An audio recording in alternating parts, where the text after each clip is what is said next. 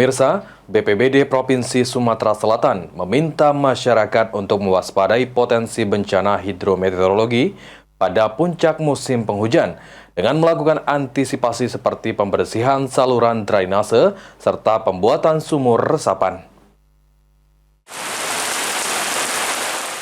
Memasuki puncak musim hujan, masyarakat Sumatera Selatan dihimbau waspada.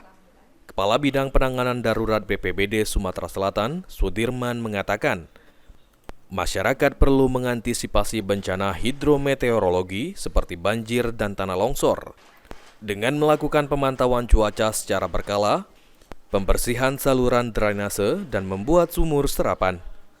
Sebanyak 9 kabupaten kota di Sumatera Selatan telah menetapkan siaga banjir dan longsor, di antaranya Oku, Banyuasin, Muba, Oku Timur, Prabu Muli, Oki, Ogan Ilir, Muratara, serta Oku Selatan, dan ditambah dengan Provinsi Sumatera Selatan.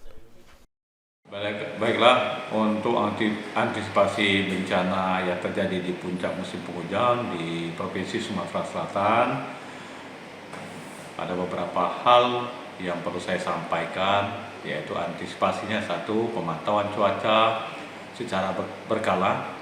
2. Pembersihan saluran drainase yang ada di seputaran lingkungan pemukiman masyarakat setempat. 3. Pembuatan sumur resapan dan kolam retensi.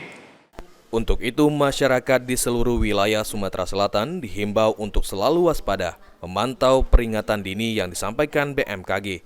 Jika terjadi hujan dengan intensitas cukup tinggi di wilayah rawan, diharapkan masyarakat segera melapor ke BPBD setempat. Ilham Wahyudi, PAL TV.